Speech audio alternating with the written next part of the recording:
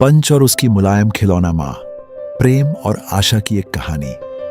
आज मैं आपको एक छोटे से बंदर की हृदय को छू लेने वाली कहानी सुनाने जा रहा हूं, जिसका नाम पंच है। यह घटना जापान के एक प्राणी उद्यान में हुई। पंच एक छोटा जापानी मकाक बंदर था।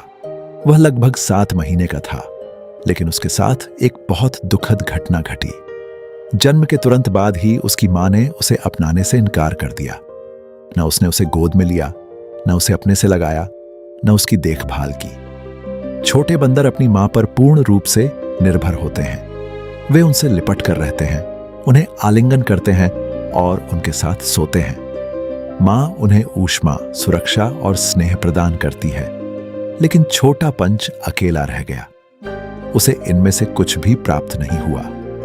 जापानी मकाक अत्यंत सामाजिक प्राणी होते हैं।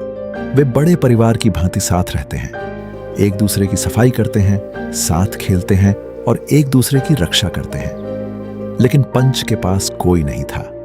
कुछ बंदरों ने उसे तंग भी किया। वह छोटा, भयभीत और उलझन में दिखाई देता था। जब संसार भर के लोगों ने उसके वीडियो देखे तो उनका हृदय व्यथित हो उठा। अनेक लोग उसके लिए रो पड़े। वे उसकी सहायता करना चाहते थे। प्राणी उद्यान के देखभाल करने वालों को भी पंच पर दया आई। उन्होंने उसे दूध पिलाया, उसे स्नेहपूर्वक गोद में उठाया, उसे प्रसन्न रखने का भरसक प्रयास किया। लेकिन वे जानते थे कि उसे अब भी मां के स्नेह और सुरक्षा की आवश्यकता है। नवजात जापानी मकाक जन्म लेते ही अपनी मां के शरीर से लिपट जाता है, जिससे उसकी मांसपेशियां सुदृढ़ होती हैं। किसी वस्तु को पकड़े रहने से उसे सुरक्षा का अनुभव होता है। किंतु क्योंकि पंच को उसकी मां ने त्याग दिया था, उसके पास पकड़ने के लिए कुछ भी नहीं था। प्राणी उद्यान के कर्मचारियों ने उसे पकड़ने के लिए अनेक वस्तुएं दी। उन्होंने तौलियों को विभिन्न मोटाइयों में लपेट कर दिया ताकि वह उन्हें सहजता से पकड़ सके। उसे विभिन्न मुलायम खिलौने भी दिए गए। कुछ समय बाद कुछ और दृश्य सामने आए जिन्हें देखना कठिन था। उनमें छोटा पंच अन्य बंदरों द्वारा धक्का दिया जाता दिखाई देता था। एक बड़ा बंदर तो उसे पकड़कर भूमि पर घसीट रहा था।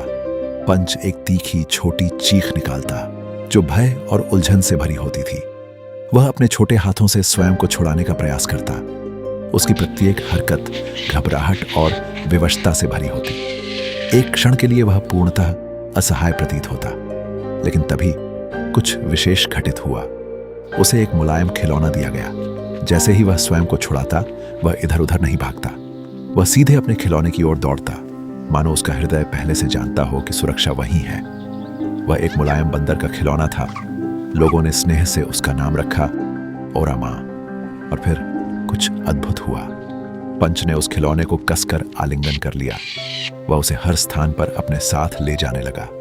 वह उसके साथ सोता था, अधिकतर समय उसी से लिपटा रहता था। वह उसे ऐसे पकड़ता जैसे वह उसकी वास्तविक मां हो। वह अपने छोटे हाथों से ओरामा को मजबूती से थाम लेता, अपना चेहरा उसके मुलायम रेशों में छिपा लेता, स्वयं को उसके चारों ओर इस प्रकार लपेट लेता मानो वह उसे संसार से सुरक्षित रखेगा। धीरे धीरे उसकी चीखें थम गईं, उसकी सांसें शांत हो गईं, उसका छोटा सा शरीर विश्राम अनुभव करने लगा। वह खिलौना केवल कपड़े और रुई का टुकड़ा नहीं था। पंच के लिए वह सुकून था, वह सुरक्षा था। वह ऐसी चीज थी जो उसे कभी दूर नहीं करती थी। उन क्षणों में उसमें एक मानवीय भावना दिखाई देती थी। जब संसार असुरक्षित लगे तो प्रेम की ओर भागना। समय के साथ कुछ सुंदर हुआ। अन्य बंदरों ने धीरे धीरे पंच को स्वीकार करना आरंभ कर दिया। कुछ बंदर उसकी सफाई करते हुए देखे गए। बंदरों के लिए यह मित्रता और स्नेह का संकेत होता है। पंच अब भी अपना खिलौना साथ रखता है, किंतु अब वह खेलता भी है, नई जगहों की खोज करता है, धीरे धीरे नए मित्र बना रहा है। जो समूह कभी उसे भयभीत करता था, वही अब उसका परिवार बन रहा है। पंच की कहानी हमें एक महत्वपूर्ण सीख देती है। जब जीवन अकेला लगे, जब कोई स्वयं को अस्वीकृत अनुभव करे, तब भी प्रेम किसी न किसी रूप में मिल सकता है। कभी सुकून एक खिलौने से मिलता है, कभी किसी अपरिचित से, कभी किसी नए मित्र से। पंच ने हमें दिखाया कि हृदय फिर से भर सकते हैं और सबसे छोटा प्राणी भी अत्यंत दृढ़ हो सकता है। यदि कभी आप स्वयं को अकेला अनुभव करें तो पंच को स्मरण करें। सुकून की आवश्यकता होना पूर्णतः स्वाभाविक है। किसी ऐसी वस्तु को थामे रहना जो आपको सुरक्षित महसूस कराए, यह भी उचित है।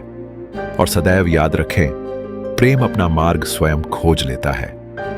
यदि आपको पंच की यह कहानी पसंद आई हो तो कृपया इसे लाइक, शेयर एंड सब्सक्राइब करें ऐसी ही हृदयस्पर्शी कहानियों के लिए।